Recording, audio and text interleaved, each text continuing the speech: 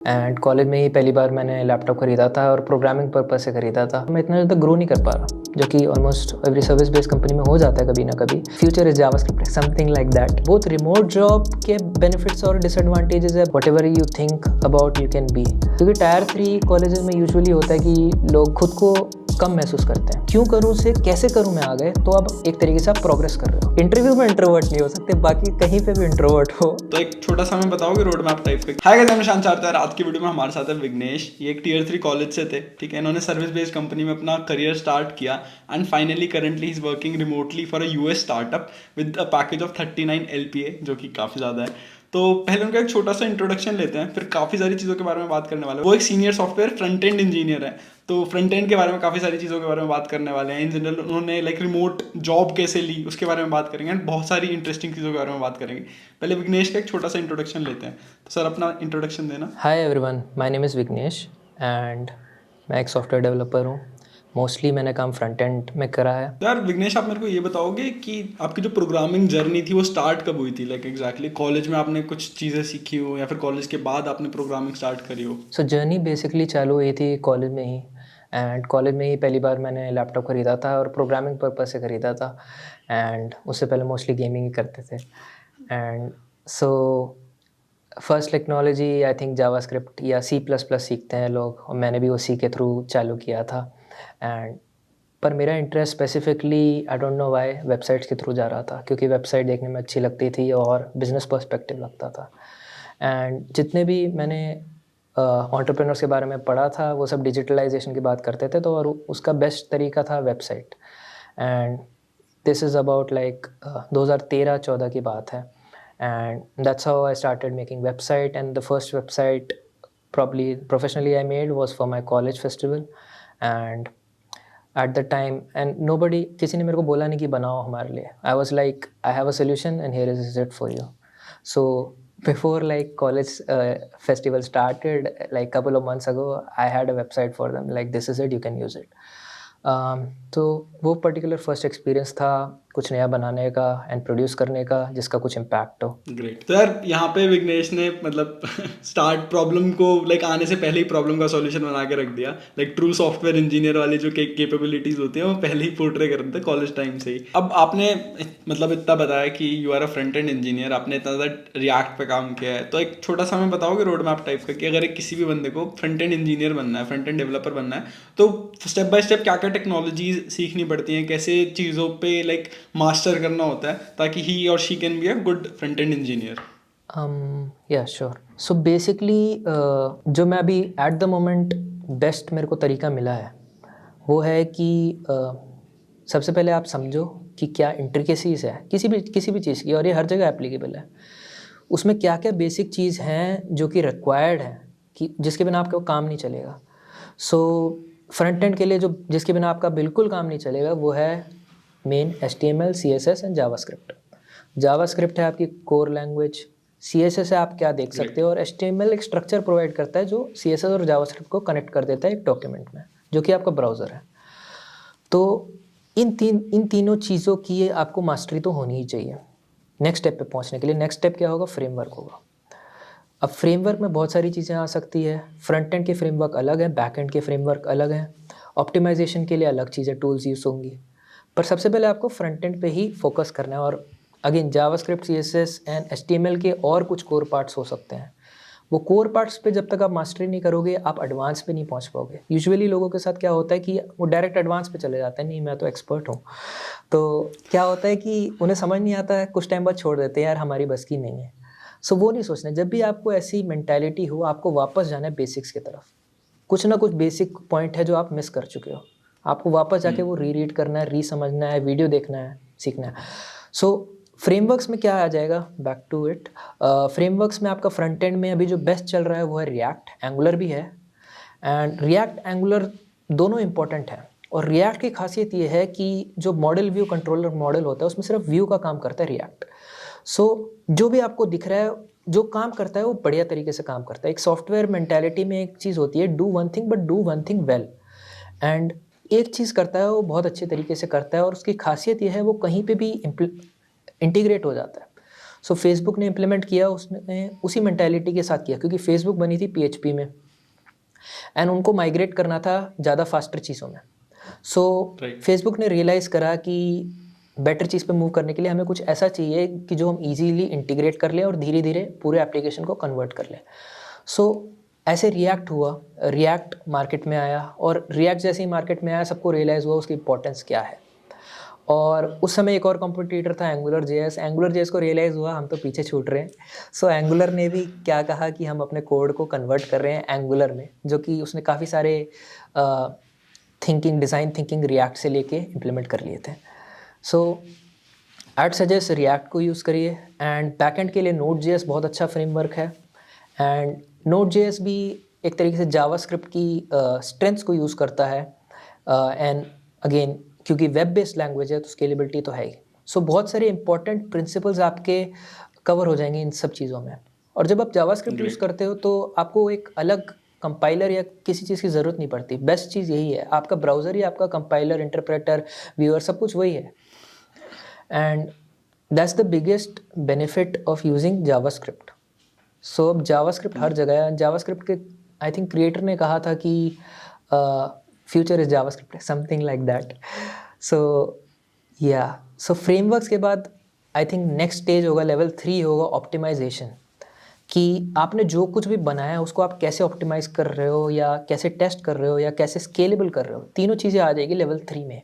Optimise, scale and basically test और security. So इन सब चीज़ों के लिए अलग अलग टूल्स हैं।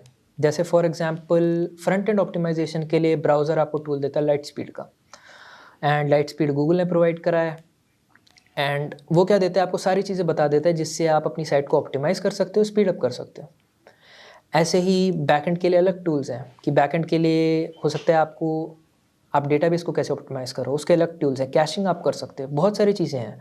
एंड बहुत कुछ है सीखने को। अगर आप चालू करोगे तो आपको पता ही नहीं चलेगा कि कब सीखना ख़त्म करें और कब सीखना चालू करें। Great great great. तो मतलब मेन जो इस पूरे कॉन्वर्जेशन में तुमने चीज़ समझी होगी कि पहले तुम्हें HTML, CSS और जावास्क्रिप्ट सीखनी है, और बेसिक्स पे बहुत ज़्यादा ध्यान देना है। अगर तुमने बेसिक्स कुछ भी मिस करा तो आगे फिर तुम्हें समझ नहीं आएंगी चीज़ें, and you will be like यार इतनी मेहनत करी सब वेस्ट। ये करने के बाद तुम्हें कोई भी एक फ्रंट एंड फ्रेमवर्क लाइक पढ़ना स्टार्ट करना है। मोस्ट पीपल रिकमेंड रिएक्ट, तो तुम रिएक्ट स्टार्ट कर सकते हो, और you can even choose angular, that won't be a problem. कुछ भी दोनों में से एक चूज कर सकते हो, एंड इसके बाद तुम अपने लाइक एप्लीकेशंस वगैरह डेवलप करना स्टार्ट कर सकते हो, इसमें और चीज़ें सीखो। ये करने के बाद अगर तुम्हें बैकएंड में मूव करना है तो Node.js ट्राई कर सकते हो। ये करने के बाद फिर तुम्हें ऑप्टिमाइजेशंस वगैरह सीखनी है तो फिर तुम और चीज़ें एक्सप्लोर कर सकते हो। तो एक चीज़ें एक्सप्लोर करते जाना है, साथ साथ सीखते जाना, और बेसिक्स पे ध्यान देना है क्योंकि बेसिक्स बहुत ज़्यादा इंपॉर्टेंट है। तो इसके बाद आपने मेरे को बताया था कि आपने काफ़ी ज़्यादा सर्विस बेस्ड कंपनीज में काम किया है। लाइक जो स्टार्टिंग की आपकी 2-3 कंपनी थी सारी सर्विस बेस्ड थी, बट आपका एक्सपीरियंस कहाँ कैसा था लाइक सर्विस बेस्ड कंपनीज में? सो जो पहली कंपनी मेरे को मिली थी, लाइक प्रॉपर जॉब थी, वो थी service based company which is जो कि बेस्ड आउट थी अगेन गुड़गांव में। एंड टेक्नोलॉजी थी वहाँ पे रिएक्ट, बट जो एनवायरनमेंट था वो इन अ वे स्टार्टअप का ही था ऑलमोस्ट। बट प्रॉब्लम क्या होती है कि सर्विस बेस्ड कंपनी में कि कुछ कुछ टेक्नोलॉजी वो आउटडेटेड यूज़ करते हैं, यानी हमेशा अपडेटेड नहीं रहते नए नई चीज़ों के साथ। तो अब हम नॉर्मल डेवलपमेंट कर रहे हैं और हमें पता लग गया कि नया तरीका है, बेटर तरीका है इस चीज़ को करने का। उस चीज़ को करने के बजाय वो सर्विस बेस्ड कंपनी मोस्टली क्या करती है, 1-2 साल के लिए वही पुराने को चलाते रहती है, क्योंकि उनकी थिंकिंग होती है कि पैसा आ रहा है तो चलने दो। सो ये मेन लिमिटेशन होती है सर्विस बेस्ड कंपनी के साथ। आप बहुत जल्दी फील करते हो कि बोर्ड हो गए हो या आप ग्रो नहीं कर पा रहे हो, एंड आपको जो सीखना है वो सीख नहीं पा रहे हो। सो ये मेन चैलेंजेस होता है सर्विस बेस्ड कंपनी के साथ। ऑफकोर्स बेनिफिट्स भी हैं, कुछ लोगों को यही चाहिए होता है, कुछ लोगों को बाकी चीज़ों पे ध्यान देना होता है, कुछ लोगों को स्टेबिलिटी चाहिए होती है। वो सारी चीज़ें सर्विस बेस में मिल जाती है, पर सही में ग्रोथ चाहिए तो I don't think service base is the best thing, and that's what वही मैंने वहाँ पे भी सीखा। काफ़ी सही काफ़ी सही। ठीक है यार, विघ्नेश आप मेरे को ये बताओ कि लाइक आप मेमोरा में भी वर्क कर रहे हो as a senior software engineer front end में, तो वो अपॉर्चुनिटी कैसे मिली आपको उसके बारे में बताओगे? Okay sure. सो मैं अपनी लास्ट कंपनी में जब काम कर रहा था, बेसिकली गुड़गांव में ड्यू सॉल्यूशंस है, सर्विस बेस्ड कंपनी है, अच्छी कंपनी है, एंड वहाँ पे पर मेरे को प्रॉब्लम क्या हुई, वहाँ पे मेरे को काम करते करते मेरे को रियलाइज़ हुआ मैं इतना ज़्यादा ग्रो नहीं कर पा रहा, जो कि almost every service based company में हो जाता है कभी ना कभी। मेरे को नई चीज़ें सीखनी थी, मेरे को फील करना था कि मैं सही में कुछ इम्पैक्ट क्रिएट कर रहा हूँ। सो वहाँ पे एज सच आ नहीं पा रहा था, मेरे को थोड़ी और रिस्पॉन्सिबिलिटी भी चाहिए थी। तो I was scrolling through Instagram, kind of board. So board था, इंस्टाग्राम स्क्रॉल कर रहा था, वहाँ पे मेरे को ऐड दिखा पेस्टो का। सो पेस्टो बेसिकली एक एक्सेलरेटर कह सकते हैं कि वो ट्रेन करता है इंडिविजुअल्स को एंड उनको अपस्किल करता है। तो मेरे को एक तरीके से अपस्किल की ज़रूरत थी, मेरे को एक एनवायरनमेंट की भी ज़रूरत थी जो कि प्रमोट करता है ग्रोथ को एंड अपस्किलिंग को, बेसिकली नई चीज़ें सीखना कैसे हो, कैसे हम क्या कर सकते हैं, इम्प्रूव कर सकते हैं। सो पेस्टो के थ्रू ही अपस्किल करने के बाद मेरे को अपॉर्चुनिटी मिली मेमोरा में। मेमोरा बेसिकली एक हेल्थ केयर स्टार्टअप है यूएस में एंड बढ़िया बात यह है कि मेमोरा उन सारी टेक्नोलॉजी पे काम करता है जिस पे मेरे को सीखना है या मास्टर करना है। सो कंप्लीट जावास्क्रिप्ट बेस्ड है एट द मोमेंट, बैकएंड पे कुछ चीज़ों के लिए पाइथन भी यूज़ कर लेता है। सो अगर परफेक्ट कंपनी चुनूँ और मेरे को अगर मैं खुद की कंपनी बनाना चाहूँ तो मैं भी उसी टेक्नोलॉजी स्टैक को यूज़ करूँगा जो मेमोरा यूज़ कर रहा है। ये बेस्ट चीज़ लगी मेरे को मेमोरा की, इसलिए मैंने ज़्यादा सोचा ही नहीं और कुछ और इंटरव्यू भी शेड्यूल थे मेरे, पर मैंने ज़्यादा ध्यान ही नहीं दिया मेमोरा के बाद। Great great. तो यार एक बार थोड़ा बताओगे लाइक पेस्टो में एग्जैक्टली होता क्या है, आपको कौन सी टेक्नोलॉजीज वगैरह के बारे में बताते हैं, क्या लाइक स्ट्रक्चर वगैरह क्या होता है एंड इंस्ट्रक्टर्स कैसे हैं? काफ़ी स्ट्रक्चर्ड अप्रोच है एंड काफ़ी इंडस्ट्री स्टैंडर्ड अप्रोच है पेस्टो का। सो बेसिकली आपके first couple of months would be like brushing up skills, यानी टेक्नोलॉजी स्टैक जो मेनली पेस्टो में यूज़ होता है वो जावास्क्रिप्ट बेस्ड है, जावास्क्रिप्ट, रिएक्ट, मोंगोडीबी, एक्सप्रेस, नोड.जेएस। सो मर्न स्टैक है एंड उसकी खासियत ये है कि आजकल तो सबसे ज़्यादा पॉपुलैरिटी में है, प्लस काफ़ी ज़्यादा स्केलेबल भी है। अब काफ़ी ज़्यादा एंटरप्राइज कंपनियां भी उसे यूज़ करने लगी है। सो पेस्टो ने ये चीज़ एक्सेप्ट कर ली है और उसी पे ट्रेन करता है। सो पहले एटलीस्ट अ मंथ इन्हीं कोर्सेज पे काम होता है, आपको इंडस्ट्री स्टैंडर्ड ट्रेनिंग मिलती है। ट्रेनिंग मटेरियल बहुत अच्छा है, मैंने खुद सारे कोर्सेज देखे, इवन दो मैंने काफ़ी कोर्सेज पहले भी देखे हैं, पर मैंने फिर से उन कोर्सेज को देखा और कभी कभी मैं रिवाइज करने के लिए चले जाता हूँ उन कोर्सेज को देखने के लिए। कोर्सेज तो बहुत अच्छे हैं एंड सो आपको एक प्रोजेक्ट अगले लास्ट के 1 और 2 मंथ्स में बनाना पड़ता है। मेरा तरीके से एक्सेलरेटेड बैच था तो मेरा 2 और 3 मंथ्स का ही था। सो प्रोजेक्ट में क्या होता है कि प्रोजेक्ट में सबसे पहले आपको design document, PRD document ready करना है, वो रिव्यू करेंगे आपके मेंटर्स बहुत ग्रेट हैं एंड मेरे मेंटर थे शशांक एंड मेरे टीममेट था अनुज जो कि एक और डेवलपर है। सो टीम बेस्ड प्रोजेक्ट आपको बनाना पड़ता है, 2 की हो सकती है टीम, 3 की, 4 की, एक बंदा अकेले भी बना सकता है। सो टुगेदर मिलके हम पीआरडी डॉक्यूमेंट बनाते हैं, उसको रिव्यू कराते हैं, डिज़ाइन डॉक्यूमेंट बनाते हैं, यूआई बनाते हैं कि कैसा होगा एंड क्या क्या चीज़ें उसमें होगी या नहीं होगी, दोनों चीज़ें हम लिखते हैं, वो रिव्यू कराते हैं। उसके बाद हम आगे प्रोसीड करते हैं प्रोग्रामिंग की तरफ। यूजुअली क्या होता है कि जब हम किसी प्रोजेक्ट को बनाने वाले होते हैं हम तुरंत चालू हो जाते हैं, बनाना चालू कर देते हैं। इस प्रोसीजर में प्रॉब्लम क्या होती है कि हम कुछ चीज़ें डाल देते हैं जो कि नेसेसरी नहीं होती और उसमें हमारा टाइम वेस्ट हो जाता है और वो प्रोजेक्ट कंप्लीशन के थ्रू नहीं जाता, हम उसे ड्रॉप कर देते हैं। तो पेस्टो में ये चीज़ नहीं थी, प्लस क्योंकि हमारे पास मेंटर्स थे और बहुत सारे एक तरीके से अकाउंटेबिलिटी पार्टनर थे और टाइमलाइन भी था कि हमें 2 महीने में बना के देना ही है, तो वो प्रोजेक्ट कंप्लीशन के थ्रू चला गया। सो मैं और मेरे पार्टनर ने बेसिक एक डेटिंग ऐप बनाई थी, डेटा लाइफ। हमें लगा कि वो इंटरेस्टिंग होगी एंड बेस्ट थिंग होगी कि हम इम्प्लीमेंट कर लें, हमने जितना भी सीखा है अभी तक उसको एक प्रोजेक्ट में डाल दें एंड उसी के थ्रू मेरे को मेमोरा की भी अपॉर्चुनिटी मिली क्योंकि अगेन वो सेम टेक्नोलॉजी स्टैक यूज़ कर रहे थे जो मैंने उस प्रोजेक्ट को बनाया था, तो एक तरीके से लकी शॉट हो गया। काफ़ी सही।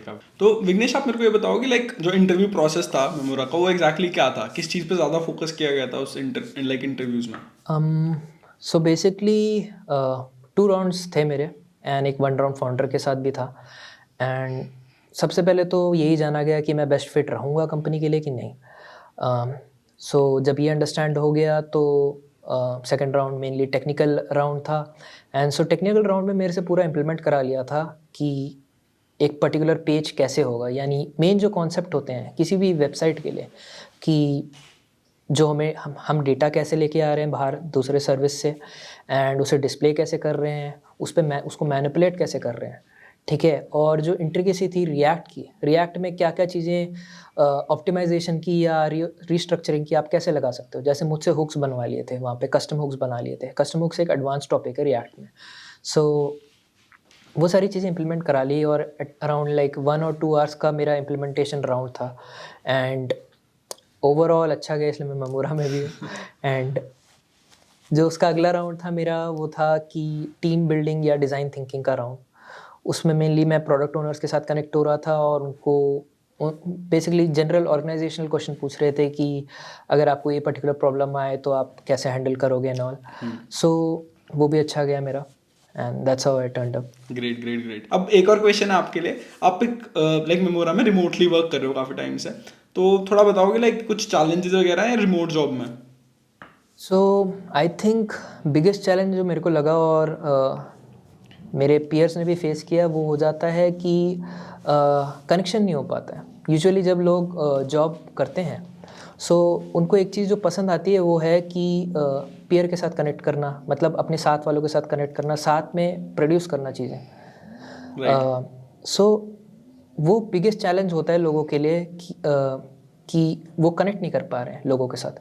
और इसका मैंने एक एग्जैक्ट सोल्यूशन तो नहीं, सो काइंड ऑफ सोल्यूशन इसका ये होगा कि आप जितना हो सके कम्युनिकेट करिए अपने पीयर्स के साथ, हो सके तो बाहर बाहर नेटवर्क करिए, अपने एरिया में नेटवर्क करिए, वॉक पे जाइए। वॉक से काफ़ी हेल्प मिलती है क्योंकि जब आप पूरे दिन लैपटॉप में बैठे होते हैं, काम कर रहे होते हैं, सो आप एग्जॉस्टेड हो जाते हैं। जब आप बाहर जाते हैं, थोड़ा वॉक करते हैं, आपके वो मेंटल न्यूरॉन्स थोड़े रिलैक्स होते हैं, आप वापस उसी नेचुरल स्टेट में पहुंच जाते हैं जो कि क्रिएटिव स्टेट है। एंड आई फील जो सेकंड चैलेंजेस जो रिमोट वर्क में यूजुअली लोग फेस करते हैं वो है टाइम जोन का, क्योंकि मेरे भी यूएस बेस्ड कंपनी है, तो 12 आवर शेड्यूल है, 12 आवर बिहाइंड है। एंड सो मेरा फिर भी फ्लेक्सिबल शेड्यूल है मेमोरा में, एज इन मेरे को आई थिंक 3 या 4 घंटे ही ओवरलैप करना पड़ता है उनके टाइम जोन के साथ। सो जो कि मैं 9 to 12 या 9 to 1 कर लेता हूँ। सो ओवरऑल वर्कआउट कर जाता है। अगेन बोथ रिमोट जॉब के बेनिफिट्स और डिसएडवांटेजेस है, बोथ जो आप लोकल जॉब करते हो उसके भी डिसएडवांटेजेस एंड एडवांटेजेस हैं। कम्यूट टाइम मेरा काफ़ी बच जाता है रिमोट जॉब में, मेरे को कहीं जाने की ज़रूरत नहीं, मैं ट्रैवल कहीं पे भी कर सकता हूँ एंड कहीं से भी काम कर सकता हूँ, उसकी वो बहुत अच्छा बेनिफिट है। एंड या अगेन ग्रेट ग्रेट ग्रेट। हाँ, ये कम्यूनिट वाली चीज़ तो है, अगर तुम पास में नहीं रहते हो तो तुम्हें काफ़ी ज़्यादा टाइम लग जाता है। बट आजकल अब after Covid like companies have started to switch to hybrid mode, मतलब तुम थोड़े टाइम वर्क फ्रॉम होम कर सकते हो, कहीं पे भी जाके काम कर सकते हो। So that is a very good thing जो मेरे को सही में काफ़ी अच्छी लगती है। अगर तुम्हें घर जाना है या फिर तुम्हें कहीं ट्रिप पे जाना है और वर्केशन करनी है, तुम आराम से कर सकते हो। एंड रिमोट जॉब में तो वो लाइक फुल टाइम वही होता है, तो जो कि काफ़ी अच्छी चीज़ है। अब विघ्नेश, आप एक लास्ट क्वेश्चन है आपके लिए कि people who are in tier 3 college या सर्विस बेस्ड कंपनी में अभी and they want to get a good package job, जैसे आपकी 39 LPA is a very good package, right? तो उनको वहाँ तक पहुँचना है, they are stuck in 3 lakhs 4 lakhs 5 lakhs type की जॉब, तो किन चीज़ों पे ध्यान देना चाहिए या फिर कुछ आपकी टिप्स वगैरह हो उनके लिए?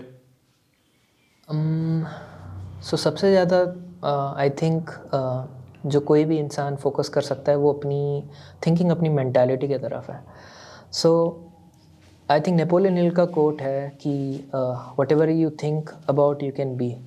सो अगर आप सोचोगे कि आप किसी चीज़ के वैल्यूबल नहीं हो तो आप उसके लायक बन भी नहीं सकते। तो इससे पहले आप उस चीज़ के लायक बनो कि आपको खुद को पता होना चाहिए, आपको बिलीव करना चाहिए हाँ मैं उस चीज़ के लायक हूँ। सबसे पहले तो वहीं से चालू होगा, क्योंकि टायर काफ़ी 3 सही। कॉलेजेस में यूजुअली होता है कि लोग एक तरीके से खुद को कम महसूस करते हैं या महसूस करते हैं कि हम उस लेवल पे नहीं हैं। वो सारी मेंटालिटी आपको रखनी ही नहीं है किसी तरीके से। कोई भी मेंटालिटी आए ऐसी, या कोई भी थॉट आए जो आपको कल से बदतर बना रहा है, उस चीज़ को हटाना है। नेगेटिव थॉट चाहिए नहीं, हमारी ज़िंदगी में जगह नहीं है नेगेटिव थॉट के लिए। हम सक्सेस की तरफ मूव कर रहे हैं, हमारे पास सिर्फ पॉजिटिव थॉट्स के लिए जगह है एंड पॉजिटिव थॉट्स ही रखने, ग्रोथ वाले थॉट्स ही रखने। नेक्स्ट चीज़ जो होगी, आप मेंटालिटी जब आप कवर कर लोगे तो ऑब्वियसली जब आपके पॉजिटिव थॉट्स आएंगे आप किस स्टेट पे जाओगे कि मैं कैसे करूं। जब आपके पास क्यों करूं से कैसे करूं में आ गए तो अब एक तरीके से आप प्रोग्रेस कर रहे हो। तो कैसे करते ही आपके पास बहुत सारे तरीके आ जाएंगे। मेरे लिए क्या था कि मेरे को पेस्टो का तरीका मिला। पेस्टो ने मेरे को क्या करा, एक स्ट्रक्चर्ड अप्रोच दे दिया। मेरी ज़िंदगी में स्ट्रक्चर नहीं आ रहा था, मेरे को पता नहीं था किस वे में मैं हर प्रोसेस के थ्रू जाऊँ। ABCD नहीं आ रहा था, तो D पता था, B पता था, पर सीक्वेंस नहीं पता था कैसे करूँ। सो वो लाया। तो आप भी एक्सेलरेटर ज्वाइन कर सकते हो, पेस्टो मैं रेकमेंड करूँगा, पेस्टो भी ज्वाइन कर सकते हो आप। एंड मेन क्या है कि आपको कंप्लीट प्रोसेस पता होना चाहिए कि क्या कहाँ तक लेके जा रहा है। जैसे मैंने आपको बताया है कि फ्रंट एंड की कोई भी फ्रंट एंड वाली जो भी जॉब होगी वो चालू होगी HTML CSS जावास्क्रिप्ट से। आपको टेस्ट भी इन्हीं पे करा जाएगा। थोड़ा एडवांस होगा तो आपको एल्गो भी पूछा जाएगा, एंड एल्गो के भी कुछ चीज़ें हैं कि जो स्पेसिफिकली पूछे जाते हैं। एंड वंस यू जब आप वो चीज़ें कवर कर लोगे तो एडवांस टॉपिक पे लेके जाएंगे वो लोग, एंड ऑप्टिमाइजेशन, स्केलेबिलिटी, वो सारी बात की बात आती है। उसके अलावा जो मैंने एक्सपीरियंस करा है, इंटरव्यू में बहुत सारी चीज़ें आ जाती है। सो मेरी जो स्टार्टिंग की जॉब्स थी वो मोस्टली मेरे इंटरव्यू या सोशल स्किल्स की वजह से थी। सो मैं पर्सनालिटी बिल्डिंग कोर्स मैंने कुछ ज्वाइन करे थे कॉलेज में ही, क्योंकि मेरे को लगता था मैं बहुत इंट्रोवर्ट हूँ। And in a way introvert होना इंटरव्यू में बहुत गंदी चीज़ है। तुम इंटरव्यू में इंट्रोवर्ट नहीं हो सकते, बाकी कहीं पे भी इंट्रोवर्ट हो, क्योंकि इंटरव्यू में तुम्हें प्रेजेंट करना है, तुम्हारा अपना बेस्ट चीज़ दिखानी है तुम्हें। राइट। इंट्रोवर्जन के भी बेनिफिट्स हैं, एज इन तुम जितना भी कोडिंग करते हो इंट्रोवर्ट होए बिना कर नहीं सकते, क्योंकि वो सारा तुम्हें अकेले करना है, अपने अंदर घुस के करना है।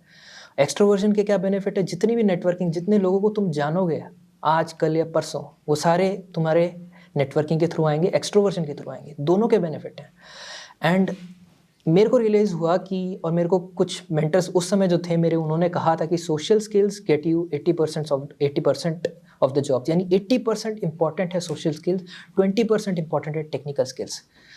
मैं इसको थोड़ा मॉडिफाई करूँगा, 40-60 रख लेते हैं, यानी 40% टेक्निकल स्किल इंपॉर्टेंट है, 60% सोशल स्किल इंपॉर्टेंट है। यानी अगर आप कुछ भी कर सकते हो, आप फेसबुक बना सकते हो घर में बैठ के, पर अगर आप वो किसी को जाके दिखा नहीं सकते, पीटर थिल को अगर मार्क ज़करबर्ग जाके बेचता नहीं फेसबुक, तो आज हम यूज़ नहीं कर रहे होते फेसबुक को। वो भी इंट्रोवर्ट ही था वो बंदा, पर उसने वो क्वालिटी भी इम्प्रूव करी, क्योंकि उसके अंदर वो डिज़ायर थी कि वो कुछ बड़ा करे। सो दोनों क्वालिटी आपको डेवलप करनी है। आप ऐसे मतलब काइंड ऑफ क्रिटिकल, बट आप ऐसे बैठ नहीं सकते मैं तो इंट्रोवर्ट ही हूँ, मेरे को यही मिल सकता है। आपको ग्रोथ मेंटालिटी रखनी है, आपको टेक्निकल स्किल्स डेवलप करने हैं, और फिर उनको आपको बेचना है। ये 3 चीज़ें, and you will be successful in any field. Great यार, great. Thank you so much Vignesh, आपके साथ बात करके काफ़ी ज़्यादा मज़ा आया, और जो एंड में आपने टिप्स दिए वो तो बस मतलब काफ़ी amazing. So thank you so much for taking out time. And इतना ही था आज वाली वीडियो में। अगर वीडियो पसंद आई तो वीडियो को लाइक कर देना, सब्सक्राइब कर देना चैनल को। विघ्नेश का लिंक्डइन प्रोफाइल का लिंक डिस्क्रिप्शन में होगा, अगर आपको कनेक्ट करना है तो आप कनेक्ट कर सकते हैं। एंड मिलते हैं नेक्स्ट वाली वीडियो में, तब तक के लिए बाय। Bye, thank you.